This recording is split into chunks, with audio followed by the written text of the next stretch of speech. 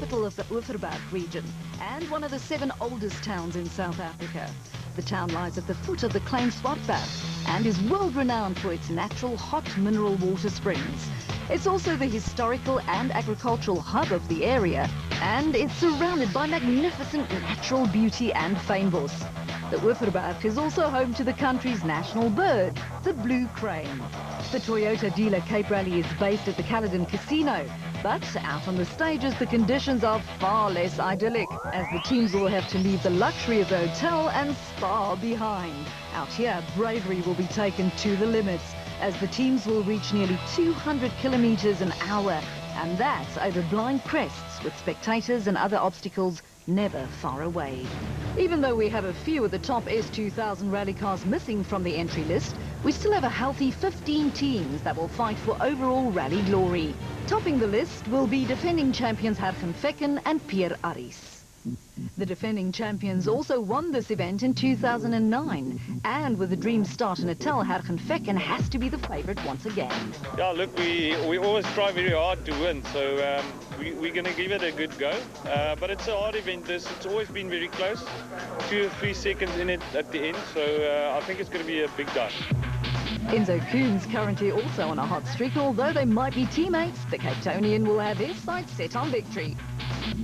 So we've got a winning package, but being the fastest in the country carries a huge penalty, being that you have to start first on every event. And, you know, like in Natal, it's slippery here. First car out clears the stones off the road.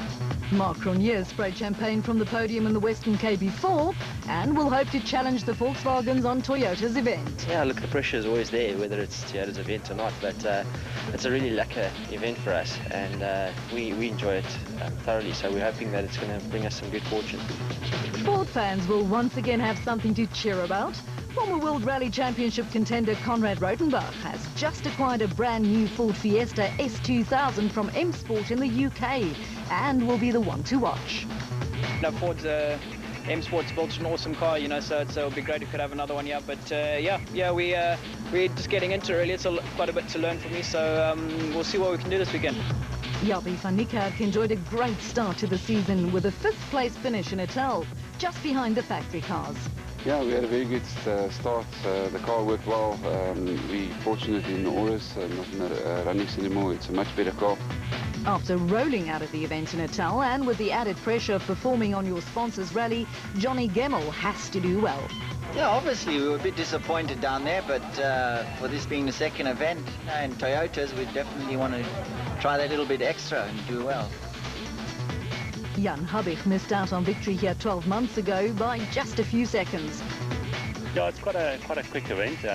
You know, the roads are fast and very flowing. We enjoyed it, and I think this year we'll try and make good on what we didn't do last year. JP Damso's on the comeback trail after a dismal 2009 season and will have the hometown advantage. We didn't have a good season last year, and I must say the result in Durban was all right. It wasn't great. We'll give it a go this weekend and try and get a finish again. All eyes will be on the 2-car Pertec Toyota Aurus team of Hein Latergan and Visser du Plessis. Both rally cars were only completed hours before the Natal event, but the teething problems should now be sorted to allow Latergan and du Plessis to launch their attacks. Nicholas Ryan is back after a strong showing in Natal and after jumping ship from a Toyota to an Avis and Gabriel-backed Polo. Team Total's Fernando Roida is getting faster and faster and is expected to be in the mix, together with a Salom Group Polo of Tian Subad. Motorite's Evan Hutchinson completed his first S2000 event just 3 weeks ago, as did Namibian driver Jaco van Dijk. Just 3 weeks after round 1 and 31 teams take the starters' orders for round 2. It's the Toyota dealer Cape Rally, but it's the Volkswagens of Enzo Koon and Guy Hodgson and Hergen Fecken and Pierre Aris who are first to leave the Caledon start ramp. Third on the road is a good place to be for Toyota's Marc Cronje and Robert Paisley, followed by their Toyota teammates Johnny Gemmell and Scotsman Drew Sturrock. For day 1, the crews will have to tackle 5 stages east of Caledon before returning to the town for the day's final test. Stage 1, nearly 22 kilometres of fast and flowing farmland rally roads. The challenge lies in selecting the right speed. Too fast and you run the risk of falling off the road. Too slow could end in a 20-second deficit. It's a fine line. To make it even more challenging, the teams go straight into stage 2 for another 18 kilometers without the opportunity to service the cars in between. 5, 4, 3, 2, 1, go. Toyota Dealer Cape rally action got underway with a BP Ultimate Polo of Enzo Keane and Guy Hodgson, the first car to fly over the fast rally roads. Without any tracks to follow, the Cape Town pairing set the first benchmark time of 9 minutes and 58 seconds on stage 1.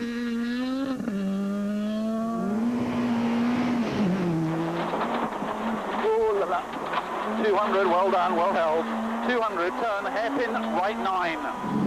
Big slow start, a couple of early brakes and, you know, just checking out the traction on the road first, getting into it.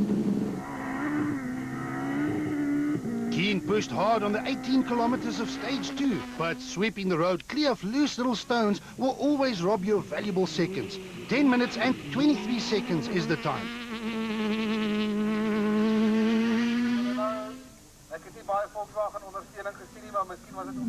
It is simply easier to not be the first car on the road, as you can now follow the lines and see where the car in front of you stepped on the brakes. The second of the BP Ultimate Polos, with Hergen Fekken and Pierre Harries behind the wheel, crossed the flying finish in a time of just 9 minutes and 49 seconds, a full 9 seconds faster than Keane. But on stage 2, the champions became the rally's first victims, as Fekken arrived at the finish in a time of 11 minutes, a full 38 seconds slower than his teammate.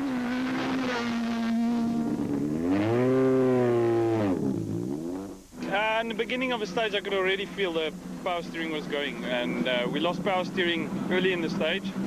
And I, of course, tried to push quite hard and, you know, keep up the pace. And we got a flat wheel as well, so that didn't help. We lost about 40 seconds. From third on the road, Castrol Toyota's Mark Cronje and Robert Paisley pushed hard on the opening stage. This is Toyota's rally and the one that Cronje wants to win most. His time on stage 1? 9 minutes and 49.8 seconds, just 0.6 of a second slower than Fekken's. The time to beat on stage 2 was 10 minutes and 23 seconds, and Cronje did exactly that, 10 minutes and 22 seconds. Well, the plan is just to keep it nice and clean and fast, and that's what I'm doing, because tomorrow the roads are all swept, so it's pointless, and now it's push, so we can just be within that striking distance, and then tomorrow's the rally. After rolling out of the previous rally in Natal, Johnny Gemmel and Drew Starrock had it all to do for Castrol Toyota, and Gemmel did not disappoint. Just over a second slower than the fastest time on stage 1. But on stage 2, Gemmel made his move. 10 minutes and 18 seconds, a full 4 seconds faster than the fastest time so far.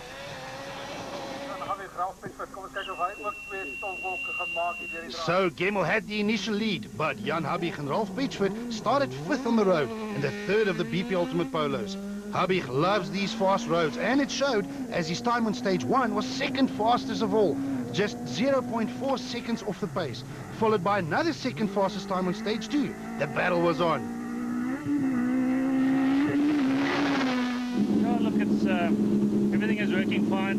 The placements are pretty good. The car's going well. No complaints. Jaapie van Niekerk and Robin Houghton have their sights set on the inaugural championship for privateers. Stage 1 was a conservative start for the new Africa Developments Toyota Auris. And on stage 2, it all went wrong. Van Niekerk eventually merged from the stage, but lost around 31 full minutes.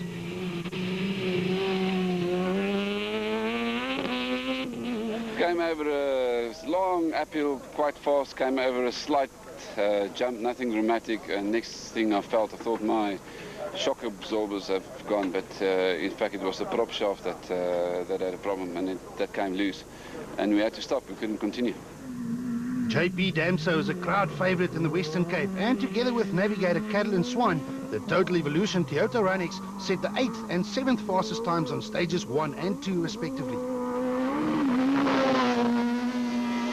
And what a moment for Ford fans across South Africa. After losing a car due to a fire on round 1, a new Super 2000 Ford Fiesta appeared in the Cape for round 2. this time in the hands of Zimbabweans Conrad Rautenbach and Peter Marsh. Rautenbach completed his first ever stage behind the wheel of the Fiesta in 7th position, followed by the 4th fastest time on stage 2. But yeah, no, the car feels awesome. You know, Ford's got a brilliant car here, so it's just driving it properly at the moment. But yeah, it feels really good and I'm enjoying it, so. This is the first of 2 Pertex-sponsored Toyota Auris S2000s. Hein Lategan is an extremely talented driver, and together with Johan van der Merwe, he opened his Toyota Dealer Cape Rally account with the 6 fastest times of all on both stages 1 and 2. I tell you what, you drive till you're scared and then you go further. Nicholas Ryan and Jeff Tyrer had a dream debut behind the wheel of the Avis and Gabriel Volkswagen Polo just 3 weeks ago when they finished 6th overall. But the Caledon rally roads were unforgiving. In the stage, the shock just pulled out of the top mounting, and shock went skew completely, spring fell off, and then everything just went mad. With no less than 15 Super 2000s making the start of the Toyota Dealer Cape Rally, battles were always going to be fierce all the way down the field. From 11th on the road, Fernando Rueda and Dave Lefkowitz managed to set the 10th fastest times on both opening stages in their Total Evolution Toyota runnings. After only completing 1 stage on round 1, Visser du Plessis and Gerard Snyman effectively started their S2000 career here in the Western Cape behind the wheel of the 2nd Pertec Toyota Auris. Du Plessis opened his account with times just outside of the top 10. Jens Hubert and Carl Peskin are regular top 10 runners in their Salom Blue Polo. The Polokwane businessman completed the opening stages in 11th position. It was now also the 2nd event behind the wheel of the Motorride Polo for versatile motorsportsman Evan Hutchison and navigator Alvin Coetzee. Hutchison still needs a bit of time to get used to the S2000, but it didn't show as he moved straight into the top 10 after stage 2. This was the first Western Cape outing for Namibian driver Jaco van Dijk and navigator Henny Boertes in their unsponsored Volkswagen Polo. Van Dijk survived the opening 2 stages to occupy 13th on the leaderboard. It's almost unbelievable to imagine that only 1.8 seconds separate the first 2 cars, and that after 40 kilometers of flat-out gravel racing. To make it even more exciting, Marc Cronier's 3rd position is only 3.1 seconds behind the leader, while only 15 seconds separate the top 6.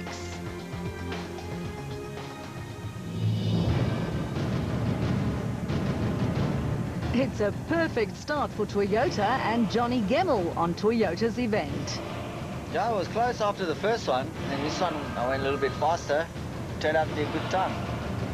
Hubich is only 1.8 seconds back, despite picking up a slow puncture near the end of stage 2. Yeah, we were fortunate.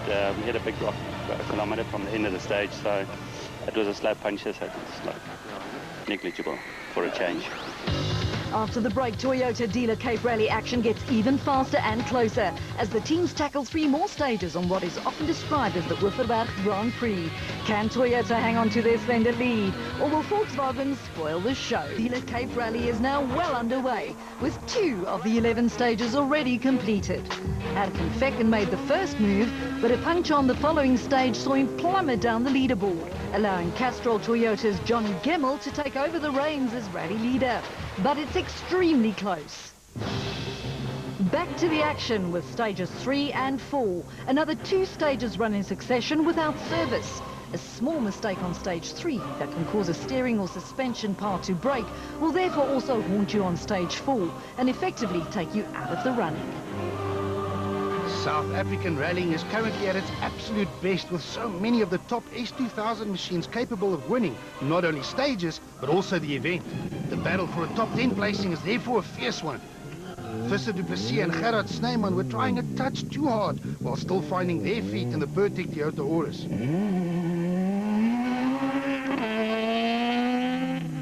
The unsponsored Polo of Namibian Jaco van Dijk and Henny Boertes was lying in 12th, around 13 seconds behind the 11th placed Salom Group Polo of Jens Hubert and Carl Peskin. On stage 3, the Total Evolution Runnings of Fernando Rueda and Dave Lefkowitz beat the Motorride Polo of Evan Hutchison and Alvin Coetzee by a mere 2 seconds. mainly thanks to this overshoot by Hutchison. This extended his 9th place lead over the Polo to a mere 3.2 seconds. But on stage 4, the motorized Polo of Hutchison beat Rueda by a full 8 seconds to overtake the Spaniard and move into 9th position overall. In the past, with only 3 or 4 cars in the top class, the team could afford a puncture and only drop 1 or 2 positions. But it's a different story today, as Hergen Fekken and Pierre Aris dropped from 1st to 8th. The BP Ultimate Polo was on a charge to move back up the leaderboard, but after stage 4, the champions still found themselves in 8th, a full 50 seconds behind the leaders.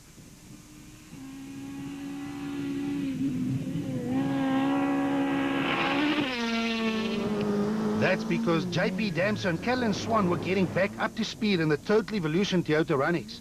Damso is fast on these roads, and it showed as he completed this loop in 7th position overall. Hein Latergan and Johan van der Merwe were impressive behind the wheel of the Pertec Auris and mixing it up with the factory-back cars. Latergan set the 6th and 5th fastest times respectively to make 6th position on the overall leaderboard all his own.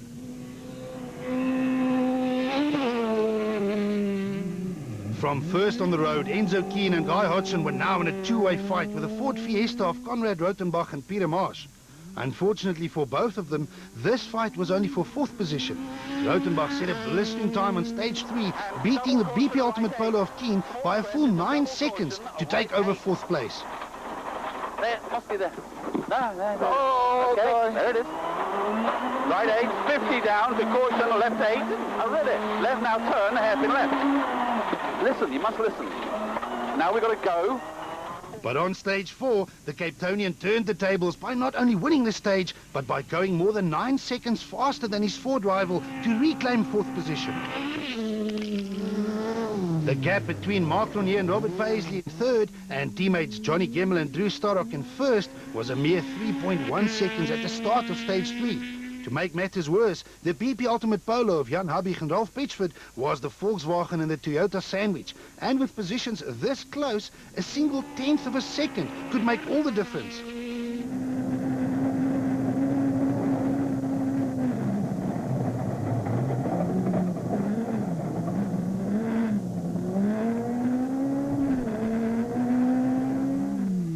On stage 3, Cronje set a time of 6 minutes and 39.4 seconds.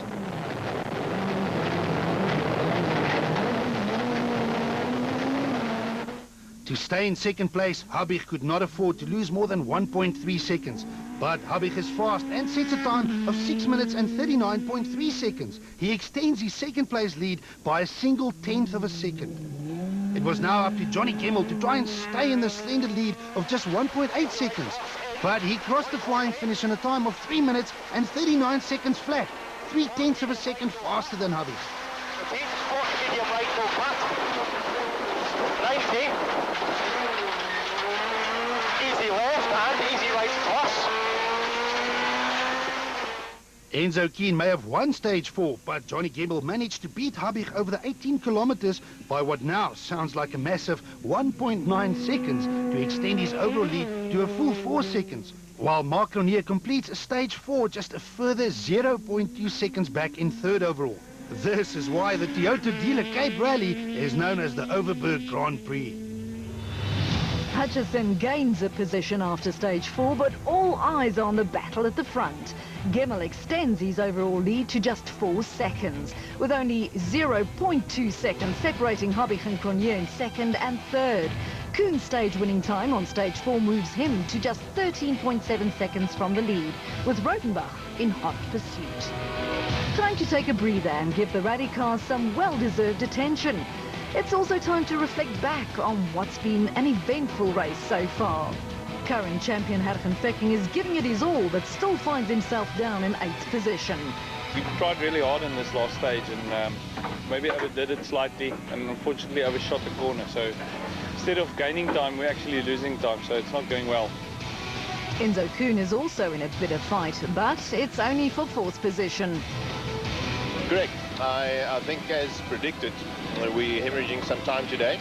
I'm quite happy with that. I don't want to start first tomorrow again. Mark Cronje finds himself in 3rd, but he's only 0.2 seconds behind 2nd position. Yeah, it's great. We've been putting our head down. and the road position works well for us, so we're hoping that we can carry that through to tomorrow, and then tomorrow again we need to push and make sure that we win the rally. It's been a while since Jan Habig won his last rally, but the multiple champion is on the pace here in the Western Cape. Yeah, we tried a bit hard on the last stage, braked a bit later and then got it wrong and sort of got the junction overshot, lost a couple of seconds, but you know, got to keep trying. 4 seconds may not sound like much, but in a race this close, Johnny Gemmel's lead of just 4 seconds is a good one. Yeah, going nicely now. First one was pretty good as well. Then upped it a little bit for the following 3 and leading by 4, which isn't much, but the roads are very fast. With all the top runners keeping their right feet flat for the majority of time, it's extremely difficult to make up time on your rivals. So where do they find those extra tenths of seconds? You make up time by taking more risk. The only place is not to brake, or rather get the corners clean and keep your momentum. It's really just to find every inch. Can't say. Stage 5 uses a large section of Stage 1 from earlier in the day. But since it's run in the opposite direction, each corner will now be new to the drivers. It's also the last real opportunity of the day to try and influence the standings. Enzo Keane and Guy Hodgson were happy to enter Stage 5, as it would be their last stage as road sweepers. The BP Ultimate Polo completed Stage 5 in a time of 6 minutes and 57 seconds. Flat crest mid, zip, into left 2, into right 3 in. The gap between Keane and the Ford Fiesta of Conrad Rautenbach and Peter Marsh was less than 5 seconds before Stage 5. The Zimbabweans pushed hard, but lost another 4 seconds to Keane on this fast stage. Hergen Fecken and Pierre Arries had everything to gain and flew the BP Ultimate Polo over the flying finish in a time of 6 minutes and 55 seconds, and that for an average speed of well over 120 kilometers per hour. The Casual Toyota orders of Mark Lanier and Robert Paisley was just 0.2 seconds behind Habig's second position at the start of Stage 5, but a time of 7 minutes and 1 second seemed a little slow. Jan Habig and Ralph Pitchford needed a time of less than 7 minutes flat to stay in front of Cronje, but the veteran driver had other plans as the BP Ultimate Polo reached the flying finish in a blistering time of just 6 minutes and 53 seconds. It was now up to Johnny Gemmel and Drew Starrock. Habig's time had put the pressure on the Casual Toyota driver, who needed a time faster than 6 minutes and 57.6 seconds to stay in the lead. Gemmel is approaching the flying finish. It is going to be close. 6 minutes and 57.6 seconds. We have a tie at the top of the leaderboard, down to every tenth of a second. After 88 kilometers of flat-out gravel racing, not even a tenth of a second can separate the Castrol Toyota of Gemmel and the BP Ultimate Polo of Habig at the top of the leaderboard. Kuhn moves slightly away from Rautenbach, while closing in on Cronje's third, while Fecken moves up a position into 7th behind Latergan. After a long and hard day on the terrifyingly fast roads east of Caledon, the crews will have to tackle a short spectator stage in town to determine who will get to bed as the leader. Normally these types of stages have very little influence on the standings, but in a tie like we have now, a single tenth of a second will be enough. Times on a stage like this will always be close, but even so, it was the Casual Toyota orders of Mark Lanier and Robert Paisley who entertained the crowds by setting the fastest time. JP Damser and Callan Swan were second fastest in their Total Evolution Toyota Runnings, just 0.4 seconds off the pace. The question was, what would rally leaders Habig and Gemmel do? Habig and Ralph Pitchford threw the BP Ultimate Polo around the tight corners in a time of 1 minute and 10.3 seconds. Johnny Gemmel and Drew Starrock knew exactly what the target was. Anything faster than 1 minute and 10.3 seconds will take the lead, but no, the time is 1 minute and 10.7 seconds. Habig leads the Toyota Dealer Cape Rally by 0.4 seconds. Make this a 6, Enzo. Enzo Keane and Guy Hodgson completes day 1 in 4th position, ahead of the Ford Fiesta of Conrad Rautenbach and Peter Marsh. The Pertec Toyota orders of Hein Latergan and Johan van der Merwe lie 6th, ahead of the recovering Hergen Fecken and Pierre Arries. Evan Hutchison and Alvin could see impressed so far, and only their second outing behind the wheel of the S2000 Motorride Polo. They were 9th overall, just 7 seconds ahead of the Total Evolution Toyota Ranex of Fernando Rueda and Dave Lefkowitz, who rounds off the top 10. We have a new leader in the form of Jan Habig, but only by 0.4 seconds from previous leader Johnny Gemmel. Cronje lost a little time and is now 7.8 seconds from the lead in third, followed by the dice for fourth between Enzo Kuhn and Konrad Rotenbach. It's the final day of the Fiat Toyota Dealer Cape Rally, the day that will decide who the victors are going to be. And to add to the challenge, Gale Force Western Cape Winds decided to also join the Dusty Party. Stage 7, the first battlefield of the final day.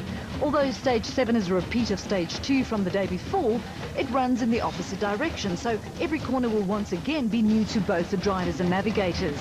Jan Habig is in the lead, but that means he is also the first car on the road for day 2. Being first on the road, well, it doesn't really matter, you know, it's just find our own brake markers and our own corners. Johnny Gemmel is only 0.4 seconds back.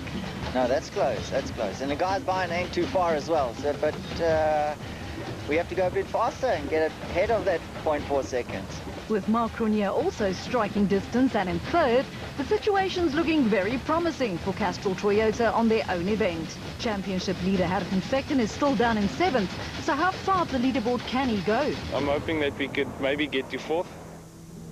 Jan Habig and Ralph Beechford were the first ones to tackle the windy conditions in their BP Ultimate Polo. First on the road was still a disadvantage, but not so much as on day 1, as these roads have already been driven over. So Habig had every intention of winning, until...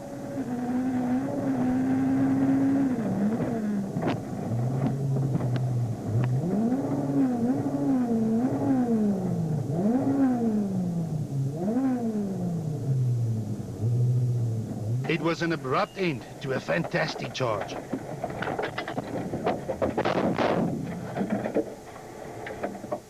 Yeah, we lost all drive about 2 k's into the stage over some quite big jumps, and you know, it's just one of those things, and you know, we'll have to come back next time. Johnny Gemmel and Drew Starrock would have seen the BP Polo parked on the side of the road and knew that this was now their chance. The Castrol Toyota Auris was flying and set the fastest time of all by more than 7 seconds to take over the rally lead. With former leader Habig out of the rally, Mark Cronje and Robert Paisley moved into 2nd position, exactly what Castrol Toyota would have wanted. 1st and 2nd on their own event, but Cronje's time on stage 7 was somewhat slow. Yeah, unfortunately we've just broken it right at the end. I think it's the prop shot that's gone, so we're going to have to quickly try and strip it off here and try and see if we can get back to the... Roadside repairs allowed them to reach the service park, but Cronje incurred a 1 minute and 50-second time penalty for being late, dropping him from 2nd on the standings all the way down to 6th and out of the running. Habig's demise opened the door for everyone else to move up a position, including Enzo Kuhn and Guy Hodgson. The BP Ultimate Polo survived the tough stage 7 to occupy 3rd on the leaderboard. In 70, crest is left 1 here, 70, brake, turn right 9. Now brake, right 9. Behind Kuhn, the Ford Fiesta of Konrad Rotenbach and Peter Marsh was now on a charge. Rotenbach was getting used to his new steed and set the 2nd fastest time of all on stage 7 to move to within 2 seconds of Kuhn's 3rd position. Hargen Vechten and Pierre Aries were hoping for a top 5 placing at the start of the day, and after just one stage, that's exactly where they found themselves. The BP Ultimate Polo of Vechten overtook the Pertec Toyota Auris of Hein Lategan and Johan van der Merwe, who were having a tough time with broken shock absorbers. It slowed them down, but Lategan still maintained a steady pace and looked safe in 6th position. Stage 7 also claimed the Total Evolution Toyota Ranex of local hero JP Damso and navigator Caroline Swan.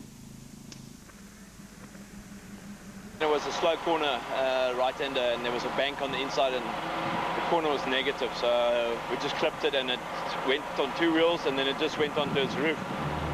Stage 7 was a battlefield and the stage that turned the Toyota Dealer Cape Rally on its head.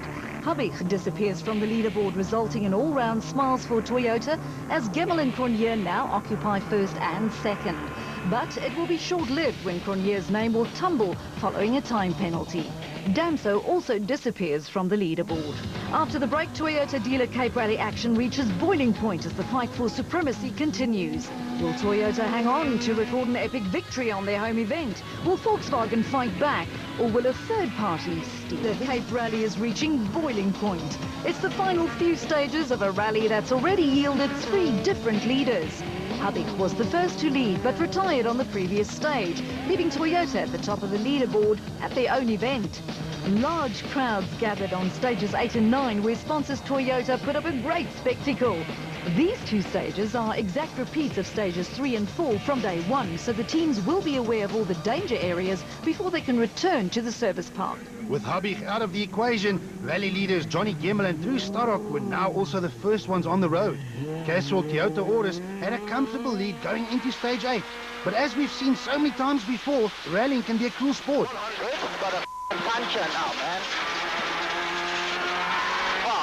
Gemmel encountered 2 problems at exactly the same time, namely a car from the front as well as a puncture. The leaders bravely soldiered on, but with a number of kilometers still to go, the Casual Toyota Orders lost around 1 minute and 45 seconds, and with it, the rally lead. No, not too far, eh? And then afterwards we got a car in the stage. Nearly hit him. Nearly, a Mercedes. Enzo Keen and Guy Hodgson started stage 8 a full 28 seconds behind Gemmel, but with the Toyota's troubles, the BP Ultimate Polo flew straight into the lead. The Ford Fiesta of Conrad Rotenbach and Peter Marsh was the next car on the road. They were just 2 seconds behind Keen at the start of the stage, but the Fiesta was now really up to speed and blitzed through stage 8 in a winning time of 6 minutes and 31.3 seconds. For the second time in just 1 stage, we had a new leader. First, number 1. The gap between Rotenbach in first and Keen in second was now just 2.9 seconds with just 3 stages to go. What was a battle for 4th place earlier between these 2 has now turned into a battle for overall rally honors. The veteran versus the young pretender. The BP Ultimate Volkswagen versus Ford Fiesta. On stage 9, Keen managed to turn the tables and to beat Rotenbach by a full 6 seconds to once again take over the rally lead. There was now just 3.6 seconds in it. At the start of the day, Hergen Fekken and Pierre Aries were hoping to reach the top 5. At the start of stage 8, they were already in 5th position, and with both Toyotas running into trouble, Fekken was about to capitalize even more on the situation. The BP Ultimate Polo set the 2nd fastest time of all on stage 8 and went 1 better by winning stage 9 to rocket into 3rd position overall, now just 24 seconds behind Keen and Rotenbach. The Pertec Toyota Orders of Hein Latergan and Johan van der Merwe were still soldiering on in spite of suffering from more broken shock absorbers. The talented Latergan continued to set competitive times and managed to move into 5th position overall after stage 9. The Casual Toyota Orders of Mark Cronier and Robert Paisley was back up to speed after the technicians managed to repair the broken prop shaft. Cronier set the 4th and 3rd fastest times on these 2 stages respectively, but it was all in vain as the time penalty dropped them down to 6th overall. In a dramatic turn of events, Enzo Kuhn took over the lead from Johnny Gemmel in stage 8, only to relinquish it to Conrad Rotenbach a few moments later, only to retake it once again after stage 9. The gap, however, is a small 3.5 seconds, with only 2 stages to go. Fekken gains 2 positions, while sadly for Toyota, both Gemmel and Cronier dropped 4 positions. Just moments ago, Johnny Gemmel was in the perfect position to hand Toyota their dream result on their own event. But stage 8 was devastating as 1st place became 4th. Yeah, we lost over a minute in that one. Maybe we'll try and catch up as much as we can, but won't be able to win. Over the past 3 stages, the rally's seen 3 different leaders, including the Ford Fiesta of Conrad Rotenbach. We're a bit lucky, a few of the top guys had a few problems, so I think we're now 3.5 seconds down on Enzo for the lead, so it's going to be a great battle. Yeah, there's nothing in it, but a couple of cars have fallen out, so we're moving forward closely. The Toyota dealer Cape Rally was now in its final few stages, so it was time to jockey for final positions.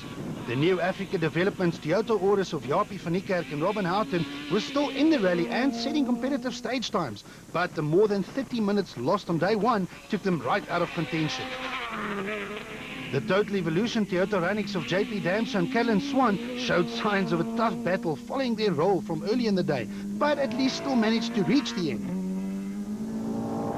The Gabriel and Avis-backed polo of Nicholas Ryan and Jeff Tyrer remarkably also managed to finish in spite of losing loads of time due to a broken shock absorber. But like with Van Niekerk and Damso, the result means almost nothing as it is way down the leaderboard. Visser du Plessis and Gerard Snyman spent the entire weekend getting used to the new Pertec Toyota orders, as it was effectively du Plessis' first event behind the wheel of a top S2000 car. The former production car champion reached the end in 10th position. In only his second event behind the wheel of the unsponsored Volkswagen Polo, Namibian Jaco van Dijk and Henny Botha managed to reach the end in 9th after a clean run. Van Dijk was displaying good pace while he's still getting used to the South African pace note system. Ahead of Van Dijk, the battle for top 10 placings was just as close as the battle for the overall lead. The Warriors, Tien Subert and Cole Peskin in the Salon Blue Polo, Fernando Rueda and Dave Lefkowitz in the Total Evolution Toyota Runex, and Evan Hutchison and Alvin Coetzee in the Motorrad Volkswagen Polo. These three rapid privateer S2000 teams were trading blows, with the lead between them changing on almost every stage. It's only Hutchison's second ever event in the top S2000 class, and he started the day ahead of Rueda and Joubert. But the S2000 regulars both moved past the Motorrad Polo on the first stage of the day. Joubert eventually managed to also overtake Rueda on stage 9 when he moved into 7th position overall, but only by less than a single second from the Spaniard. At this point, Hutchison was only a further 8 seconds back and closing in on the fight in front of him. Stage 10, however, would settle this battle as the engine in Rueda's Total Evolution Runex cried enough. We started 8 seconds behind Hutchinson, and we were now about 14 in front. And then he took some back. We really had a huge dive, and on the last stage we just had a miss, and it looks as if we've dropped a valve. So that's us. With Rueda out the way, the Motorrad Polo of Hutchison and Coetzee set their sights on the 7th placed Salon Blue Polo of Joubert and Peskin. In a late dash to the line, Hutchison closed the gap by a full 9 seconds, but it just wasn't enough as Joubert emerged as the victor of this battle by a mere 1.3 seconds. 7th overall for Joubert and 8th overall for Hutchison. 6th position was a bitter pill to swallow for Mark Ronier and Robert Paisley after running so close to the front early on in the event. The Castrol Toyota driver had high hopes of rewarding his sponsors with another podium finish, like he did in Natal 3 weeks ago, but it wasn't to be, as he had no choice but to settle for 6th following the broken prop shaft from earlier in the day. 5th place was just reward for the hard-charging Hein Latergan and Johan van der Merwe. The technicians in their service park were kept extremely busy after having to change no less than 4 control arms, 3 shock absorbers and 2 alternators during the event. The Pertec Toyota Orders driver made his intentions very clear on the Toyota Dealer Cape Rally and will undoubtedly be the one to watch over the rest of the season. In most circumstances, 4th place is a good result, but in the case of Johnny Gemmel and Drew Starrock, 4th was an extremely disappointing end to an event that had promised so much. Gemmel had driven the perfect rally, set the pace, led his sponsors rally for Toyota until Lady Luck showed a most cruel face and caused the puncture that brought an end to his charge to the top step of the podium. Yeah, that's it. Can't do anything about that. Motorsport, as in life, is a place where one man's pain is another man's gain. Double South African champions Hergen Pekken and Pierre Aries are normally not satisfied with anything less than 1st, but after clawing their way back from 8th overall following a puncture on day 1, 3rd place was an excellent result and one that will maintain their lead at the top of the championship points table. The S2000 machines have created a massive hype in South African rallying. It's the pinnacle of the sport and a place where everyone wants to be. But to get to S2000, you first have to jump through the ranks and the numerous smaller classes that make up the Sasol South African Rally Championship. A Class A7 car is a brutal racing machine. It's the country's top 2-wheel drive class and not that much slower than the S2000s. Former Class A7 champions and winners of round 1 in Natal, Chris de Wit and Dean Redlinghuis in their Automark-backed Toyota Runex would face stiff opposition from the BP Ultimate Polo of Lugo Zulu and Sean Visser, the Toyota Runex of Etienne de Toey and Patrick Vermaak, and the Volkswagen Polo of Gavin Cronje and Van Aert Schoeman. Zulu returns to the class after winning the Class A5 championship in 2009. Etienne de Toey is a former Class N3 champion and returns to rallying after missing most of the 2009 season. And Gavin Cronje is the brother of Toyota factory driver Mark. Gavin is also a former world go-karting champion and the current Le Mans Cup champion. But like his brother, he decided to bring his driving skills to the sport of rallying. Motorsport is obviously in the Cronje's blood, and it will only be a matter of time before Gavin makes his mark. In fact, it didn't take long at all. Cronje put his foot down from the word go and won the first few stages to take the Class A7 lead. The rally debutant racked up an impressive 5 Class A7 stage wins to lead the class until mechanical trouble started to interfere. Broken shock absorbers, a leaking power steering rack, and 2 broken throttle bodies eventually ended his challenge and forced him to settle for second. Round 1 winner Chris de Wit and Dean Relinghuis were in the mix, but the engine underneath the bonnet of the automarked Toyota Runnix cried enough in stage 7, forcing them to retire. Gugu Zulu and Sean Fisser's return to Class A7 could have gone better. It is only the pairing's second event together and their first in a brand new Class A7 BP Ultimate Polo. Zulu put in competitive stage times and even won a stage until his car was spotted on the side of the road. Unfortunately, our debut back in the class has been a problematic one, in that we had electrical problems with the car. It was a welcome return to rallying for Capetonians Etienne de Tooy and Patrick Vermaat. De Tooy also suffered from a number of teething problems, and it took time to find his feet in the more powerful car than what he is used to, but reached the end to record his first ever Class A7 victory. Class A6 for 1600cc cars turned into a close fight between the Silverton Engineering Hencom Autobody Toyota Auris of round 1 winners Chad Conradi and Tian Rabe, and the Randburg Raceway Ferodo Toyota Runnix of former circuit racer turned rally driver Leroy Polter and navigator Henry Deerlow. Conradi had a slender 15-second lead going into the penultimate stage, but retired 200 meters from the end with a broken CV joint. This allowed Polter to claim his maiden class win after an eventful run and excellent performance after swapping tar for dirt. The Total Evolution Toyota Runnix of Craig Trott and Robbie Kutsia ended second in Class A6 after a clean run over the 11-stage event, while the Sabre Paints Volkswagen Polo of Charles Strydom and Saki Bosman claimed the last step on the Class A6 podium. With defending class champion Gugu Zulu out of Class A5, former class champion Andre Kleinberg and Kees Naidu were expecting an easy run to victory behind the wheel of their BP Ultimate City Golf. But it was the Team React Toyota Yaris of Ashley Haig Smith and Hilton Orfrey who set the pace. Haig Smith is only 17 years old, but the youngster drove the rally of his life to stay ahead of Kleinberg until the former champion finally reeled him in on stage 10. But the BP Ultimate City Golf blew its engine on a final stage, handing the lead back to the Cape Town youngster who became the youngest ever winner of a national rally class and laying the foundations for a long and successful career in rallying. The Class A5 runner-up spot went to another youngster in the form of Morna Janssen van Rensburg and Derek Jacobs in their BP Volkswagen City Golf, ahead of the Sasol Komati Poort version of the hard-charging Piet Bakkes and Paul van Wyk. Class N3 for near-standard production cars with an engine capacity of up to 2 litres only saw 2 crews reach the end. The local pairing of Abdu Rahman Amla and Yusuf Hanif drove superbly to not only win the class, but to record a fine 13th position overall. Megan Verlaak, normally the navigator in the Rally Chicks team, swapped her route notes for driving gloves, and together with brother Oliver managed to reach the end second in Class N3. But who's going to win the Toyota Dealer Cape Rally? With just 2 stages and less than 40 kilometers to go, Enzo Kuhn leads Conrad Rotenbach by a mere 3.5 seconds. Enzo Kuhn and Guy Hodgson have been in this sort of situation before. The 2006 champion knew exactly what he had to do, and that was to fend off the challenge by the young Zimbabwean. But a time of 9 minutes and 53 seconds seemed slow.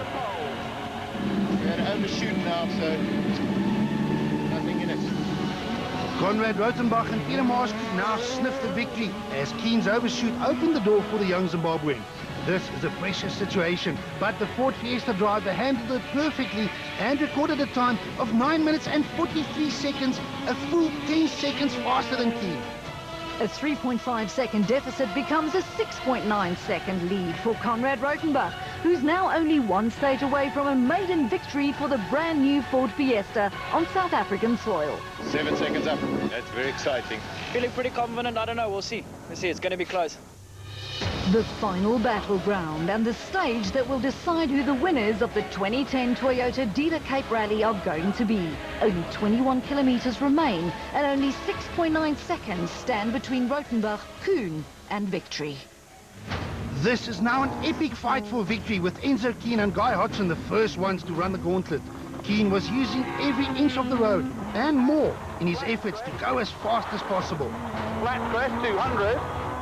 Exactly 2 minutes back, Rotenbach and Marsh were pushing hard. This is not the time to throw it away. 3 straight and long. King could only keep his foot flat and hope for the best as the BP Ultimate Polo crossed the flying finish in a time of 9 minutes and 28.6 seconds. No more than that. No, no more. None. Max. But will it be enough? Yeah, clean stage. Car's not as fresh as it was in the beginning, but I had a clean stage. It's good. Now we've got to see what Conrad comes up with. The only way for King to find out was to stay and wait for the Fiesta to arrive, while Rothenbach was relying on every inch of WRC experience he possessed. Anything slower than 9 minutes and 35.5 seconds would not be enough. But he arrived at the flying finish in 9 minutes and 30.9 seconds. Rothenbach wins.